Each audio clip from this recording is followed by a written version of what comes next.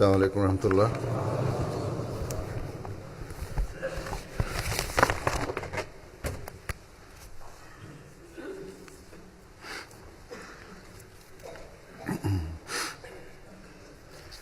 أشهد أن لا إله إلا الله وحده لا شريك له وأشهد أن محمدا عبده ورسوله أما بعد فأعوذ بالله من الشيطان الرجيم بسم الله الرحمن الرحيم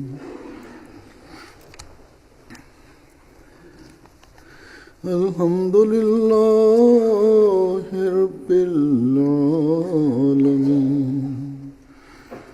الرحمن الرحيم مالك يوم الدين إياك نعبد وإياك نستعين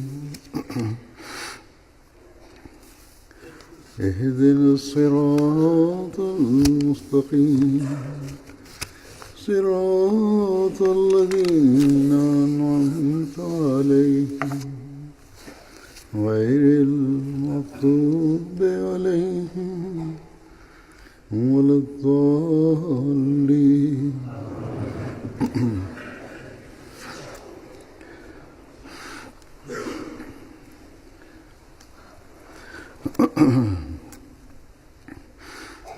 ہر احمدی جو اپنے آپ کو حضرت مسیح موعود علیہ الصلوۃ والسلام کی بیعت میں شامل کرتا ہے، روحانی، اخلاقی، علمی، اعتقادی بہتری کے لیے ایک عہد کرتا ہے۔ اور اس دور میں جب اللہ تعالیٰ نے ہمیں MTA کی نعمت سے نوازا ہوا ہے اور جماعتی پروگرام، جلسے، خطبات اور سب سے بڑھ کر بیعت کے حوالے سے عالمی بیعت میں تو MTA اور انٹرنیٹ کے ذریعے لاکھوں احمدی شامل ہوتے ہیں۔ اس لیے ہر وہ احمدی جو پیدائشی احمدی ہے یا خود بیعت کر کے احمدیت میں شامل ہوا ہے، یہ نہیں کہہ سکتا کہ ہمیں تو بیعت کے عہد کا پتہ نہیں، بس اگر ضرورت ہے تو اس چیز کی کہ ہم بیعت کرنے کے بعد اس کی تفصیلات جاننے کی کوشش کریں اور بیعت کے عہد کو سامنے رکھیں۔ اگر ہم بیعت کی شرائط میں بیان کردہ اخلاقی بہتری کی شرائط کوئی سامنے رکھیں تو ہمارے اخلاقی معیار، معاشرتی تعلقات، کاروباری معاملات اور روزمرہ کے لین دین کے معاملات، گھریلو اور عائلی معاملات، ان میں سب میں ایک غیر معمولی بہتری اور بلندی پیدا ہو سکتی ہے۔ لیکن ہم میں سے بہت سے ایسے ہیں جو ان معیاروں سے بھی بہت دور ہیں، جو حضرت مسیح موعود علیہ الصلوۃ والسلام ہم میں دیکھنا چاہتے ہیں۔ اس تعلق سے اپنی شرائط بیعت میں جن باتوں کی طرف اپنی توجہ دلائی ہے ان میں سے چند ایک یہ ہیں، مثلاً کہ جھوٹ نہیں بولنا، ظلم نہیں کرنا، خیانت سے بچنا ہے، نفسانی جوشوں سے مغلوب نہیں ہونا، عام دنیا کو عموماً اور مسلمانوں کو خصوصاً اپنے نفسانی جوشوں کی وجہ سے ہاتھ یا زبان سے تکلیف نہیں دینی، تکبر نہیں کرنا، عاجزی اختیار کرنی ہے، خوش خلقی کا مظاہرہ ہمیشہ کرتے ہوئے زندگی بسر کرنی ہے، عموماً بنی نوع انسان کو فائدہ پہنچانے کی کوشش کرنی ہے۔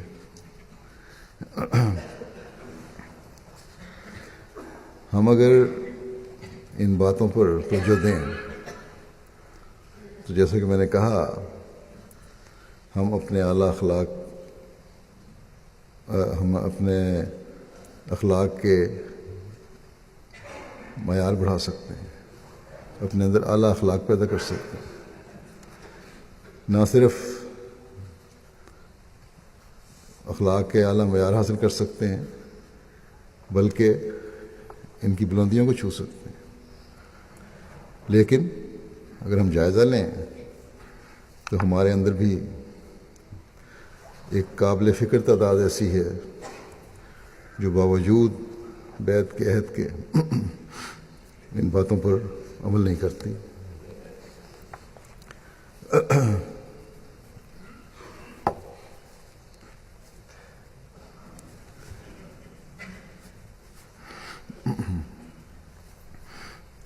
جب تک ہم ذاتی طور پر ایسی صورتحال سے نہیں گزرتے جہاں ہمیں اپنے حقوق قربان کر کے یا اپنے آپ کو تکلیف میں ڈال کر اپنے اعلیٰ اخلاق کو اختیار کرنا ہو، ہم بڑے زور شور سے یہ کہتے ہیں کہ یقیناً ان اعلیٰ اخلاق کا مظاہرہ ہمیں کرنا چاہیے، اور جو یہ نہیں کرتا وہ بڑا ظلم کرتا ہے۔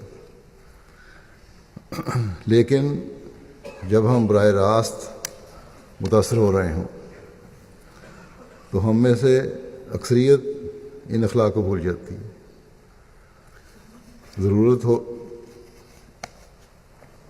اگر ضرورت پڑتی ہے تو اپنی بات کو اس طرح توڑ مروڑ کر پیش کرتے ہیں کہ اس میں سچائی نہیں رہتی، بلکہ وہ جھوٹ کے قریب پہنچ جاتی ہے۔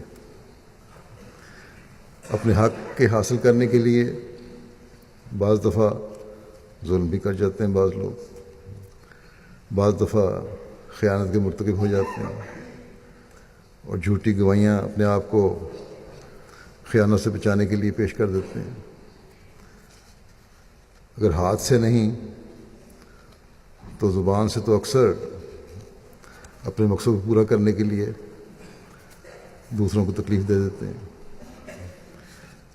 عاجزی دکھانے کے بجائے انا غالب آ جاتی ہے، اور بسا اوقات تکبر کا کم یا زیادہ اظہار بھی ہو جاتا ہے۔ میں نے دیکھا ہے کہ قضاء کے بعض معاملات جب میرے سامنے آتے ہیں تو جھوٹ اور سچ کو ثابت کرنے کے بجائے حق لینے کے بجائے ہٹ دھرمی اور ضد کا ایسا اظہار ہوتا ہے کہ حیرت ہوتی ہے۔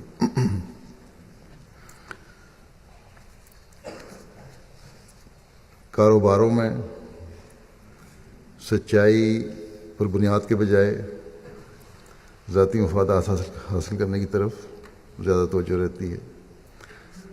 اس پر مستضاد یہ کہ وکیل جو کہ یہ ہوتے ہیں فریقین میں، وہ اپنی پیشہ ورانہ مہارت دکھانے کے لیے اور اپنی برتری ثابت کرنے کی کوشش میں ایسی غلط بیانیاں کرتے ہیں جو جھوٹ ہوتا ہے، چاہے وہ لین دین کے معاملات ہوں یا میاں بیوی کے جھگڑے کے یا کسی بھی قسم کے معاملات ہوں۔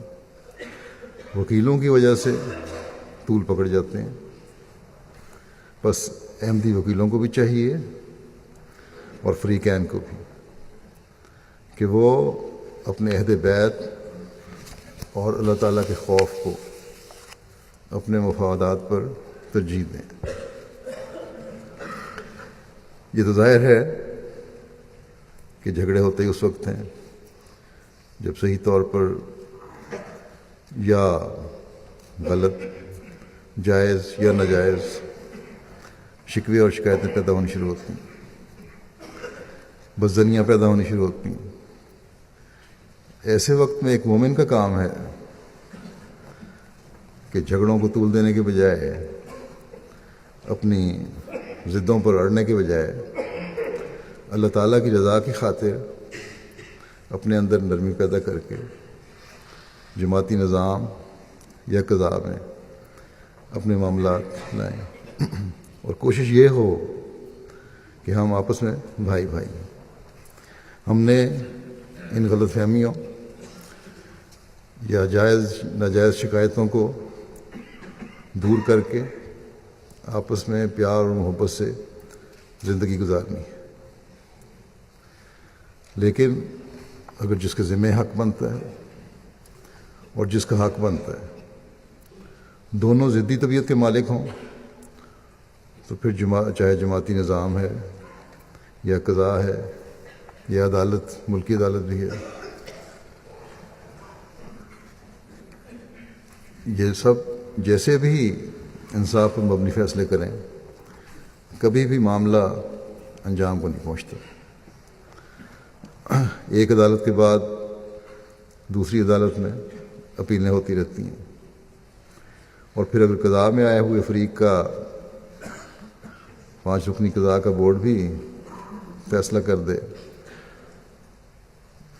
تو پھر بھی جس کے ذمہ حق بنتا ہے بعض وہ حق مار جاتا ہے، حق نہیں دیتا یا فیصلہ تسلیم ہی کرتا ہے، یا پھر مجھے لکھ دیتے ہیں کہ ہم پر بڑا ظلم ہوا ہے، آپ خود اس معاملے کو دیکھیں۔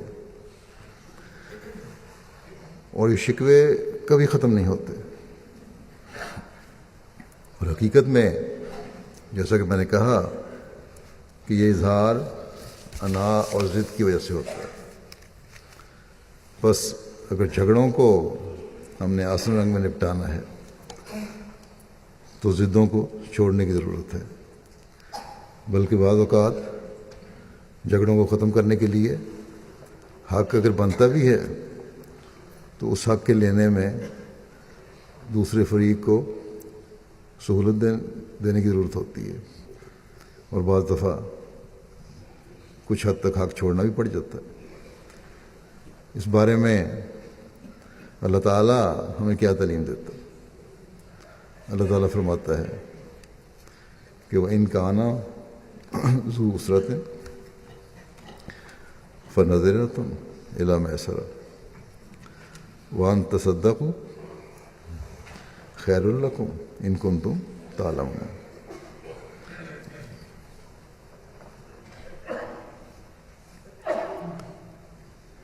اور اگر کوئی تنگ حال ہو کر آئے تو آسائش ہونے تک اسے مہلت دینی چاہیے، اور اگر تم اپنے قرض معاف کر دو، خیرات کر دو تو یہ بہت اچھا ہے۔ اگر تم علم رکھتے، تمہیں پتہ ہونا چاہیے کہ تم پر بھی ایسے حالات آ سکتے ہیں جب مجبوریاں ہوں، اور پھر سب سے بڑھ کر یہ کہ اللہ تعالیٰ ہمیں ہمارے بہت سے معاملات میں چھوٹ دیتا ہے۔ اگر اللہ تعالیٰ جو تمام طاقتوں کا مالک ہے ہمیں ہمارے معاملات میں پکڑنے لگ جائے تو ہمارا کوئی ٹھکانہ نہ رہے۔ بس ضروری ہے کہ ہم ایک دوسرے کے معاملات میں نرمی اور سہولت کا سلوک کریں۔ یہ ایک اصولی ہدایت ہے۔ روزمرہ کے معاملات میں بھی، کاروباروں کے معاملات میں بھی، قرضوں کے لین دین کے معاملات میں بھی یہ چیزیں ہمیشہ یاد رکھنی چاہیے۔ حضرت صلی اللہ علیہ وسلم نے بھی مومنوں کو بار بار توجہ دلائی ہے کہ تم دنیا میں رحم اور نرمی سے کام لو تو آسمان پر خدا تعالیٰ بھی تم سے رحم کا سلوک کرے گا۔ ورنہ ہمیں ہر وقت یاد رکھنا چاہیے کہ ہمارا بھی ایک دن حساب ہوگا۔ اگر اللہ تعالیٰ صرف حق پر فیصلہ کرنے لگے تو بخشش بڑی مشکل ہو جائے۔ بس اللہ تعالیٰ کے رحم اور بخشش کو جذب کرنے کے لیے ہمیں دنیا میں اپنے معاملات میں نرمی اور رحم کا سلوک ایک دوسرے سے کرنا چاہیے، نہ کہ صرف سختی اور پکڑ اور صرف اپنے حق کی فکر ہو۔ حضرت صلی اللہ علیہ وسلم نے بھی قرض وصول کرنے والوں کو قرض دینے والے سے نرمی کا سلوک کرنے پر ثواب کی خوشخبری دی ہے۔ چنانچہ ایک روایت میں آتا ہے کہ حضرت صلی اللہ علیہ وسلم نے فرمایا کہ جس شخص نے کسی سے قرض کی رقم لینی ہو اور وہ اس کو مقررہ میعاد گزرنے کے بعد مہلت دیتا ہے تو ہر وہ دن جو مہلت کا گزرتا ہے وہ اس کے لیے صدقہ ہوگا۔ اور حضرت صلی اللہ علیہ وسلم نے ایک جگہ فرمایا کہ صدقہ و خیرات تمہاری بلاؤں اور مشکلات کو اور مصیبتوں کو دور کرتے ہیں۔ بس کیا ہی اعلیٰ سادہ ہے کہ اپنے بھائی کو سہولت دینا ثواب کا مستحق بنا رہا ہے اور بہت سی بلاؤں اور مشکلوں سے بھی ہمیں بچا رہا ہے۔ بس اللہ تعالیٰ تھوڑی سی بھی نیکی کو اجر کے بغیر نہیں چھوڑتا۔ اگر ہم قرآن کریم کی اس سنہری ہدایت کو یاد رکھیں اور حضرت صلی اللہ علیہ وسلم کے ارشاد کو سامنے رکھیں تو ایک پرامن معاشرے کا قیام عمل میں آئے، بے چینیاں پھر نہ پھیلیں، کبھی رنجشیں لمبی نہ چلتی چلی جائیں، فیصلوں پر عمل درآمد کرانے والے اداروں کا بھی حرج نہ ہو، وہ ان جھگڑوں کو نپٹانے کے بجائے کسی تعمیری کام کی منصوبہ بندی کر سکتے ہیں، قضاء کا بھی حرج نہ ہو۔ گو قضاء اسی مقصد کی بنائی گئی ہے کہ فیصلے ہوں، لیکن اگر فیصلوں کو ماننے میں دونوں فریق نرمی کا سلوک کا رویہ رکھیں تو بلا وجہ کا حرج نہ ہو۔ اور بعض دفعہ بعض معاملات ایک ہی معاملے کے لمبا چلنے کی وجہ سے دوسرے معاملات متاثر ہوتے ہیں، وہ متاثر نہ ہو۔ اور خود فریقین کو جو قضاء میں آنے یا عدالتوں میں جانے اور وکیل کرنے کے اخراجات برداشت کرنے پڑتے ہیں، ان سے بھی بچت ہو جائے۔ بعض دفعہ تو ایسے ضدی ہوتے ہیں کہ وہ اپنا نقصان برداشت کر لیتے ہیں، لیکن یہی چاہتے ہیں کہ فیصلہ ہمارے حق میں اور اس کے لیے جہاں تک جایا جا سکتا جایا جائے۔ اور پھر جیسا کہ میں نے کہا کہ مجھے بھی لکھتے ہیں بعض لوگ، بعض فریق، کہ اب آپ اس معاملے کو دیکھیں۔ تو اگر ضدیں نہ ہوں، نائے نہ ہوں، تو پھر میرا وقت بھی ان فضولیات میں ضائع ہونے سے بچ جائے۔ میں بعض دفعہ معاملات دیکھنے کے بعد جب فریقین کو جواب دیتا ہوں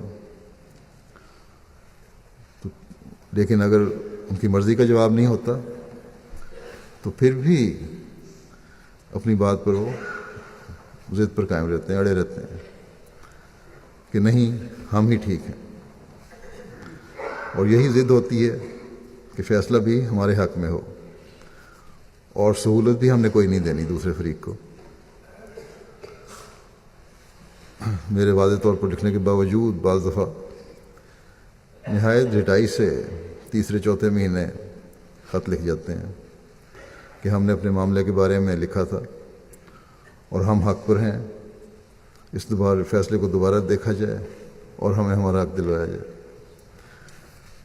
میں یہ نہیں کہتا کہ قضاء کے فیصلے 100% درست ہوتے ہیں، لیکن 80-85% بہرحال درست ہوتے ہیں، اور جو شواہد اور ثبوت پیش کیے جاتے ہیں ان کی روشنی میں وہ صحیح ہوتے ہیں۔ اگر غلط بھی ہوتے ہیں تو نیت پر شبہ نہیں کیا جا سکتا. اپنی طرف سے نیک نیتی سے یہ لوگ فیصلے کرتے ہیں.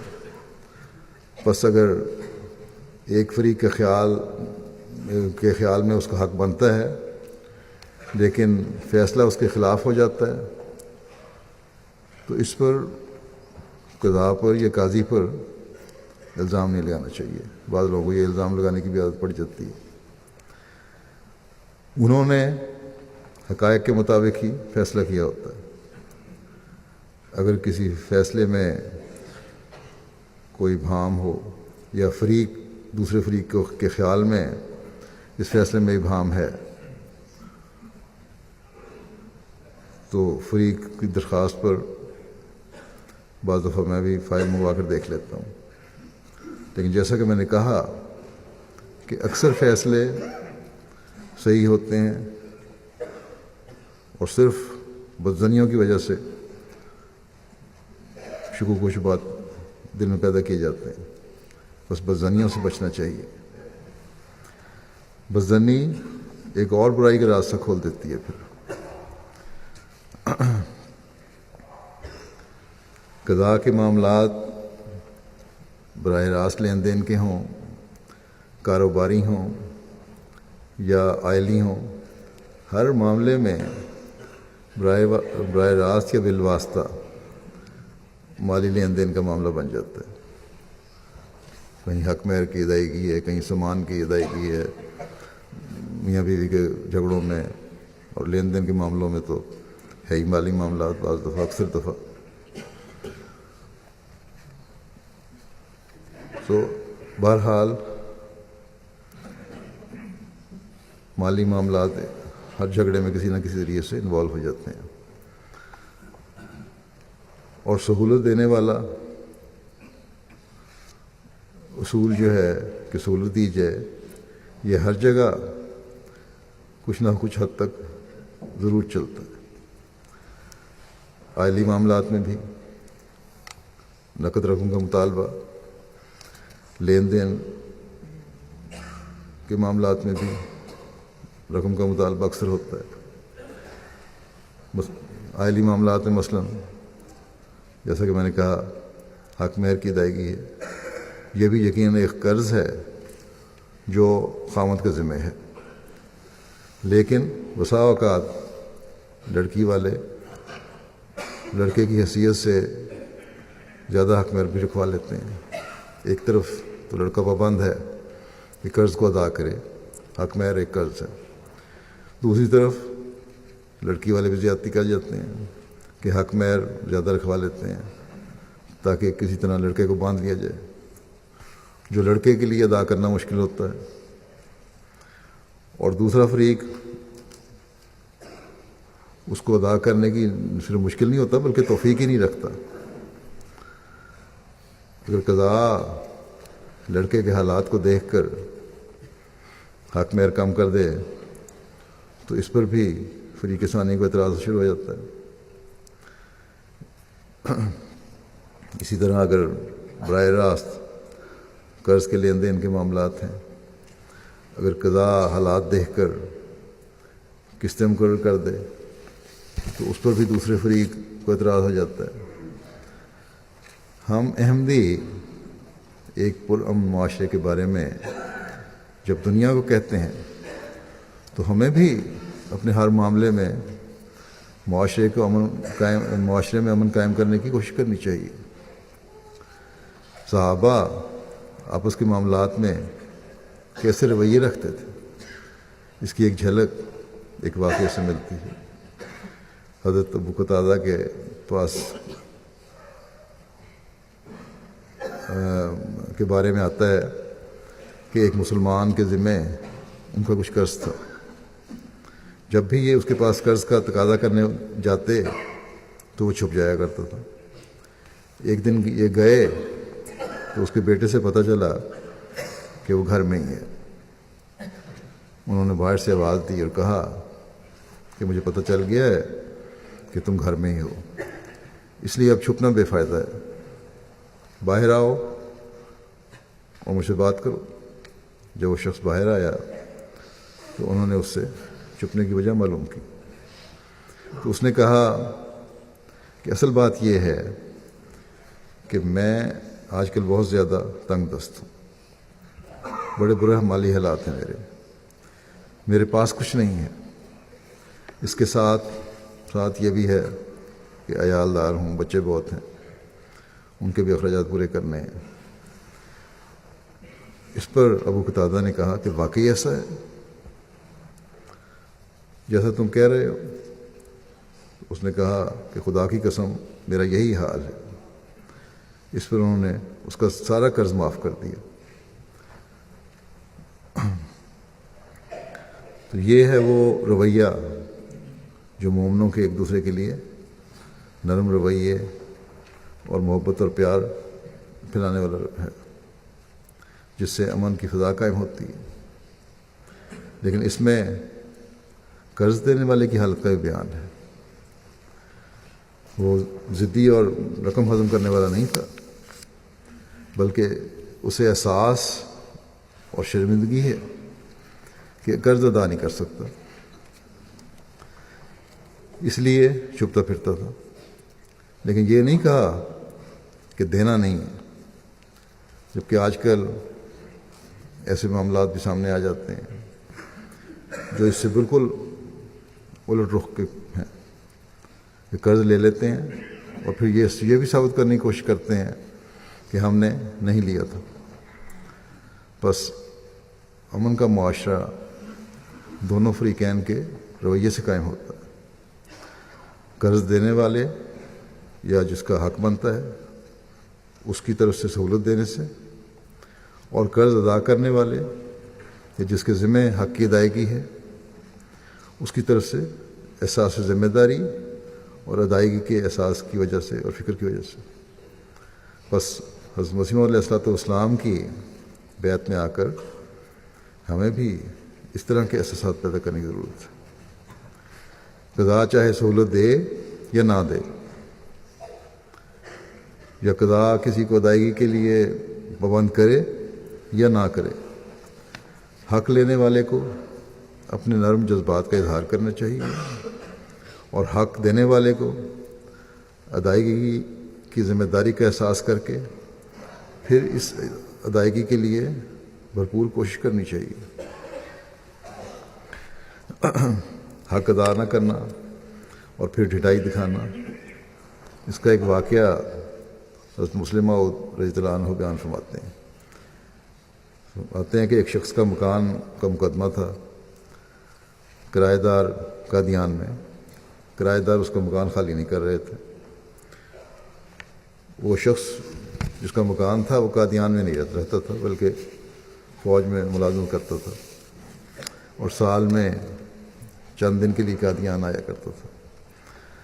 حضرت مسلمہ فرماتے ہیں کہ میں نے اسے کہا کہ تم فوج میں ملازم ہو، سال میں 15-20 دن کے لیے آتے ہو تم قادیان صرف، اتنا عرصہ تم مہمان خانے میں بھی رہ سکتے ہو، لنگر خانے میں دار ضیافت میں رہ سکتے ہو، یا اپنے کسی دوست کے پاس بھی ٹھہر سکتے ہو. اس وقت یہاں مکانوں کی کمی ہے. اگر تم نے کرایہ دار کو صرف اپنے چند روز قیام کے لیے نکالا تو اسے بڑی تکلیف ہوگی. پھر ہم نے مثال دی اسے کہ دیکھو صحابہ نے تو باہر سے آنے والوں کو اپنی جائیدادیں بھی دے دی تھیں، لیکن تم 10-15 دن کے قیام کے لیے 11.5 مہینے رہنے والے کو گھر سے نکالنا چاہتے ہو. آپ فرماتے ہیں کہ میری اس بات کا بڑا اثر ہوا.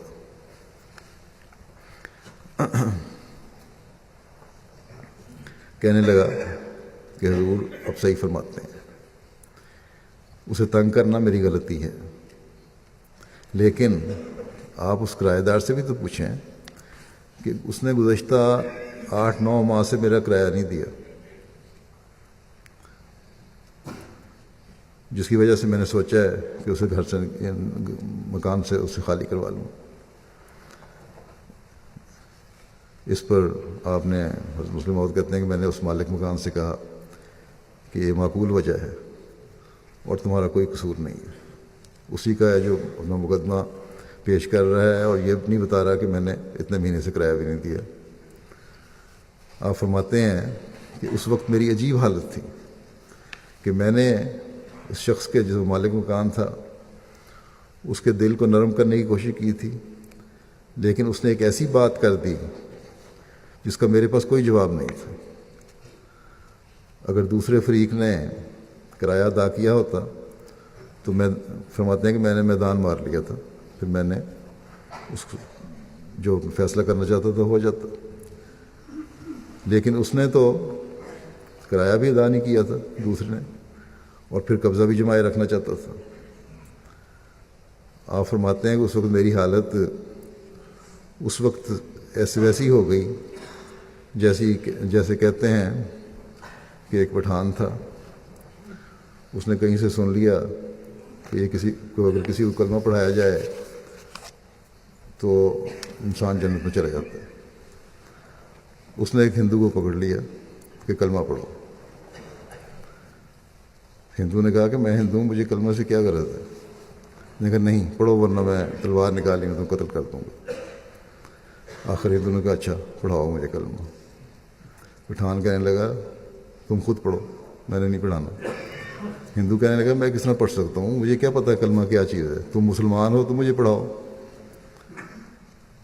تمہیں آتا ہوگا۔ پٹھان کہنے لگا مجھے تو نہیں آتا، آج قسمت خراب ہے ورنہ آج میں نے تمہیں کلمہ پڑھا کے جنت میں چلے جانا تھا۔ آپ فرماتے ہیں کہ اسی طرح میں نے نصیحت کر کے مالک مکان کا دل نرم کیا۔ جب دل نرم ہو گیا تو اس نے ایسی بات کی کہ میرا کلمہ وہیں کا وہیں رہ گیا۔ اگر دوسرے فریق نے کرایہ ادا کیا ہوتا، حق نہ مارا ہوتا، تو میں مالک کو کلمہ پڑھا لیتا۔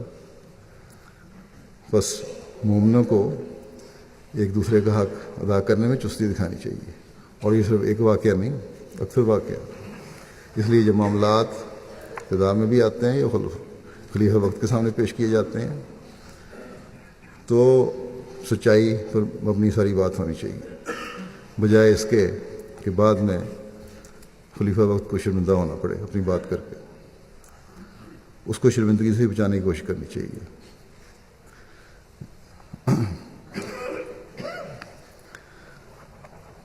آج جیسا کہ میں نے کہا بہت سارے معاملات ہیں ایسے بھی کہ حق لینے والے کے رویے کو ہم نرم کر بھی لیں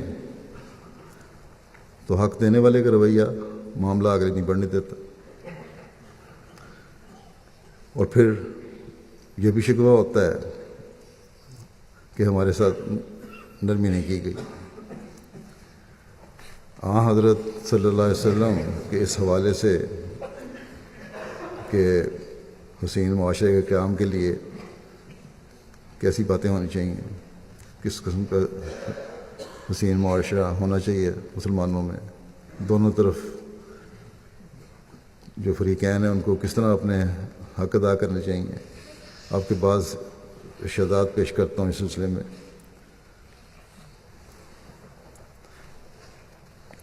آپ ایک موقع پر آپس کے معاملات میں نرمی پیدا کرنے والے کو دعا دیتے ہوئے فرماتے ہیں کہ اللہ تعالیٰ آسانی پیدا کرنے والے آدمی پر رحم فرمائے جب وہ خرید و فروخت کرتا ہے اور جب وہ قرضے کی واپسی کا تقاضا کرتا ہے۔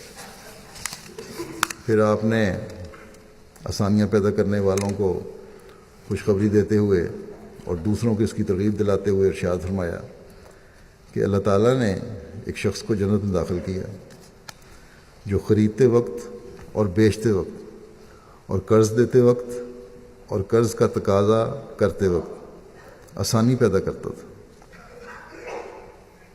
اس بات پہ ہی اس کو جنت میں داخل کیا۔ پھر ایک روایت میں آتا ہے آپ نے فرمایا کہ جس شخص نے تنگ دست مقروض کو قرضے کی ادائیگی میں مہلت دی یا معاف کر دیا تو قیامت کے روز جب اللہ تعالیٰ کے سائے کے علاوہ کوئی سایہ نہیں ہوگا تو اللہ تعالیٰ اس کو اپنے عرش کے نیچے سایہ عطا فرمائے گا۔ پھر آپ صلی اللہ علیہ وسلم نے ایک شخص کے ساتھ بخشش کے سلوک کا ذکر کرتے ہوئے فرمایا اللہ تعالیٰ کا کہ ایک تاجر لوگوں کو قرض دیا کرتا تھا، اگر وہ کسی تنگ دست شخص کو دیکھتا تو اپنے ملازموں کو کہتا کہ اس سے صرف نظر کرو، شاید اللہ تعالی ہم سے بھی صرف نظر فرمائے۔ آپ فرماتے ہیں کہ چنانچہ اس کے اس عمل کی وجہ سے اللہ تعالیٰ نے اس سے صرف نظر فرمایا۔ بس جن کو توفیق ہو ان کو چاہیے کہ جس حد تک ممکن ہو سہولت مہیا کریں، بجائے اس کے کہ لڑائی جھگڑوں اور عدالتوں میں فضول وقت ضائع کریں اور رقم خرچ کریں۔ لیکن اسلام صرف یہی نہیں کہتا کہ قرض دینے والے اور حق لینے والے ہی سہولتیں دیں۔ اسلام ایک ایسا معاشرہ قائم کرتا ہے اور ہر ایک فریق کو اس کے فرائض کی طرف توجہ دلاتا ہے، جس سے دلوں کی نفرتیں دور ہوں اور امن بھی قائم ہو۔ اس لیے جس کے ذمہ حق کی ادائیگی ہے انہیں بڑی تلقین کرتا ہے۔ اب حضرت مسلم موعود نے جو مثال دی، اور بہت سی مثالیں سامنے آ جاتی ہیں کہ بغیر کسی مجبوری کے حق کی ادائیگی میں لیت و لال سے کام لیتے ہیں لوگ، اور ایسے لوگوں کا کبھی نظام ساتھ نہیں دیتا اور نہ دے سکتا۔ اگر ایسے لوگوں کا ساتھ دینے لگ جائیں تو پھر حقوق غصب کرنے والوں کو کھلی چھٹی مل جائے گی اور امن کے بجائے معاشرے میں فتنہ و فساد برپا ہو جائے گا۔ حضرت مسیح موعود علیہ السلام کی شرائط میں ایک یہ بھی شرط ہے کہ فساد سے بچنے کی کوشش کروں گا۔ چنانچہ حضرت صلی اللہ علیہ وسلم نے اس بارے میں بھی ہمیں ہدایت سے نوازا ہے۔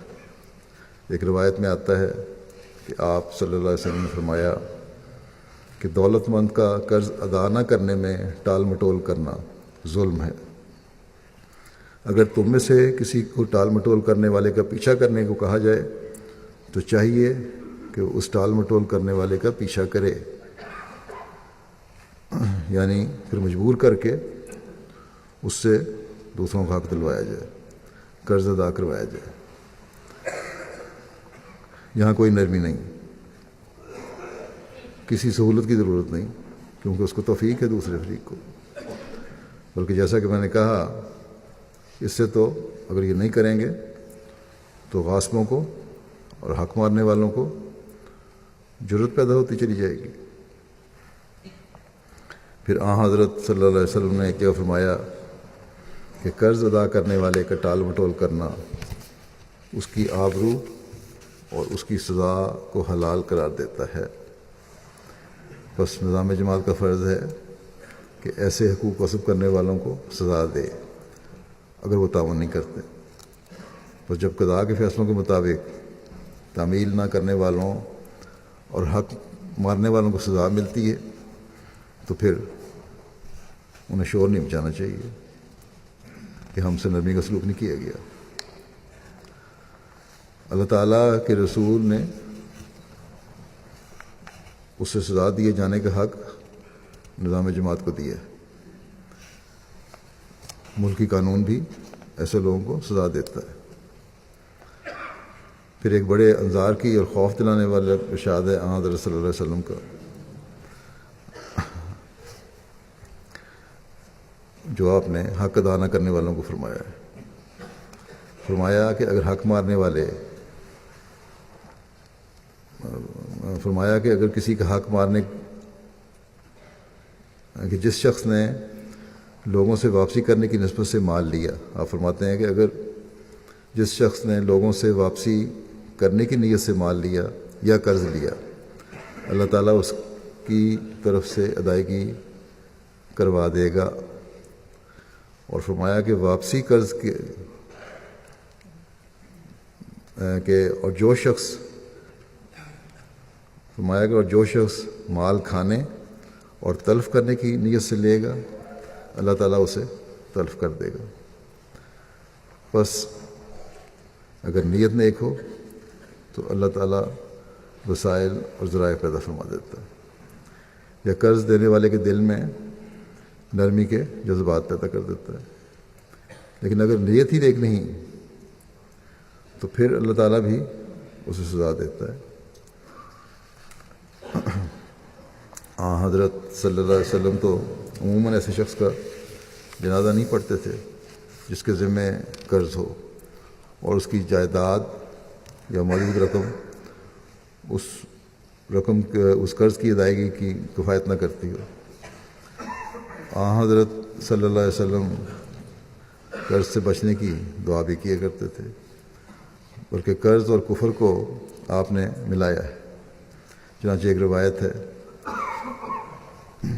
صحابی کہتے ہیں کہ میں نے حضرت صلی اللہ علیہ وسلم کو یہ فرماتے ہوئے سنا کہ میں کفر اور قرض سے اللہ کی پناہ مانگتا ہوں۔ ایک شخص نے عرض کیا کہ یا رسول اللہ، کیا قرض کا معاملہ کفر کے برابر کیا جائے گا؟ اس پر حضرت صلی اللہ علیہ وسلم نے فرمایا ہاں۔ اس بارے میں مزید وضاحت حضرت عائشہ کی ایک روایت سے بھی ملتی ہے۔ آپ فرماتی ہیں کہ رسول اللہ صلی اللہ علیہ وسلم نماز میں یہ دعا کیا کرتے تھے کہ اے اللہ، میں گناہوں اور قرض سے تیری پناہ چاہتا ہوں۔ کسی کہنے والے نے عرض کی کہ یا رسول اللہ، آپ اللہ تعالیٰ سے قرض کے بارے میں کتنی ہی زیادہ پناہ طلب کرتے ہیں؟ اس پر آپ صلی اللہ علیہ وسلم نے فرمایا کہ ایک شخص جب مقروض ہو جاتا ہے تو بات کرتے ہوئے جھوٹ بولتا ہے اور وعدہ کر کے خلاف ورزی کرتا ہے، بس یہ وجہ ہے کہ پناہ مانگنی چاہیے۔ براہ راست قرض لینے والے بھی حد الوسع قرض لینے سے بچیں، ان کو بچنا چاہیے، اور اگر لے لیا ہے وہ تو پھر ادائیگی کی فکر بھی کرنی چاہیے، اور حقوق کی ادائیگی بھی جو قرض کی طرح ہی ہے اس کی ادائیگی کی طرف بھی سنجیدگی سے توجہ دینی چاہیے۔ قضاء کے فیصلوں کے بعد اگر حقوق اور قرض معاف کروانے ہوں تو پھر فریق ثانی سے معاف کروانے چاہیے۔ جس کا حق ادا کرنا ہے وہی اپنا حق معاف کر سکتا ہے یا اس میں سہولت دے سکتا ہے۔ بس افراد جماعت کو اس طرح بہت توجہ کی ضرورت ہے۔ قرضوں کی ادائیگی میں کے بارے میں حضرت خلیفہ مسیح اول رضی اللہ عنہ نے ایک نسخہ بتایا۔ مقروض اگر اس پر عمل کریں، بہت سارے لوگ لکھتے ہیں قرضوں کے بارے میں، تو اس پہ عمل کر کے دیکھیں۔ آپ نے فرمایا کہ ایک تو استغفار بہت زیادہ کیا کرو، دوسرے یہ کہ فضول خرچی چھوڑ دو۔ اکثر قرضے لوگ اس لیے لیتے ہیں کہ فضول خرچی کر رہے ہوتے ہیں، خواہشات بڑھا رہے ہوتے ہیں۔ اور تیسرے آپ نے فرمایا کہ اگر ایک پیسہ بھی ملے تو قرض خواہ کو دے دو۔ تھوڑی تھوڑی رقمیں اگر جو کہیں سے بھی آتی ہے تمہارے پاس، اور جس حد تک تم اس کے اپنے خرچ کرنے کے بعد اس کے ادائیگی کے متحمل ہو سکتے ہو، وہ ادائیگی کرنے کی طرف توجہ کرو۔ جمع کرتے جاؤ یا ویسے ادا کرتے جاؤ قسطوں میں۔ تو بہرحال ایک فکر ہونی چاہیے کہ تھوڑی سی چھوٹی رقم بھی اگر آتی ہے، بچت ہوتی ہے، اس کو، اور بچت کرنی ہے اپنے آپ کو تکلیف میں ڈال کے، تو وہ قرض کی ادائیگی ہونی چاہیے۔ بعض لوگ شوق میں قرض لے لیتے ہیں، یہ فضول خرچی ہے، بڑی بڑی کاریں لے لیتے ہیں۔ کسی نے مجھے لکھا کہ میرے پاس کار تو ہے لیکن فلاں کار مجھے بڑی پسند ہے اور پیسے نہیں ہیں، کیا میں بینک سے قرض لے کے کار خرید سکتا ہوں؟ اگر ایک دفعہ قرض لے لے انسان تو پھر قرضوں میں دھنستا چلا جاتا ہے۔ بس ان فضول خواہشات سے بچنا چاہیے۔ اسی طرح بہت سارے لوگوں نے کاروبار کرنے شروع کیے، کوئی تجربہ نہیں ہے، نوجوان ہے، اور کاروبار کے نام پر لوگوں سے رقمیں لے لیں۔ نہ تجربہ ہونے کی وجہ سے سارا کاروبار ختم ہو گیا، خود بھی محتاج ہو گئے اور لوگوں کے پیسے بھی لے ڈوبے۔ تو ایسے لوگوں کو بھی احتیاط کرنی چاہیے، اور دینے والوں کو بھی بجائے اس کے بعد میں شکوے پیدا ہوں اور مقدمے کریں پہلے ہی سوچ سمجھ کر قرضے دینے چاہیے کسی کو اگر کاروبار میں بھی لگانا ہے تو، کیونکہ اپنی بھی رقم ان کی ڈوبتی ہے، اور جس شخص کو دیا ہوتا ہے وہ بیچارہ تو نہیں ہوتا، بعض دفعہ شرارت سے لوگ کر رہے ہوتے ہیں یا نیت ہی نیک نہیں ہوتی، اور اس وجہ سے پھر مقدمے بازی میں پھنس کے ذلیل و رسوا بھی ہوتے ہیں۔ بہرحال ان چیزوں سے ہمیں بچنا چاہیے تاکہ ایک پرامن معاشرہ ہمارے اندر ہمیشہ قائم رہے۔ اللہ تعالی ہمیں اپنی زندگیوں میں ایک حقیقی مومنانہ رنگ پیدا کرنے کی توفیق عطا فرمائے، اور ایک پرامن معاشرہ ہم قائم کرنے والے ہوں، اور جو اعلیٰ اخلاق ہیں، اعلیٰ معیار ہیں اخلاق کے، جن کی حضرت مسیح علیہ والسلام نے ہم سے توقع رکھی ہے، جن کا قرآن کریم میں بھی ذکر ہے، جن پر حضرت صلی اللہ علیہ وسلم نے بھی توجہ دلائی، ان کو اپنانے والے ہوں۔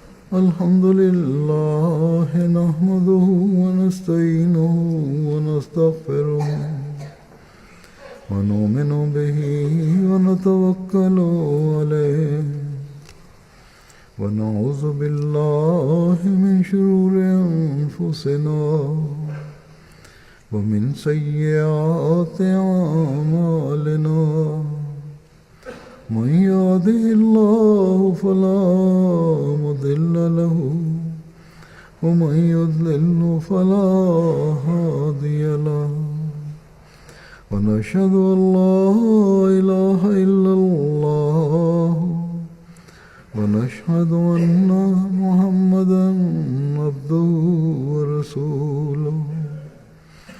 عباد الله رحمكم الله، إن الله يأمر بالعدل والإحسان وإيتاء ذي القربى وينهى عن الفحشاء والمنكر والبغي يعظكم لعلكم تذكرون۔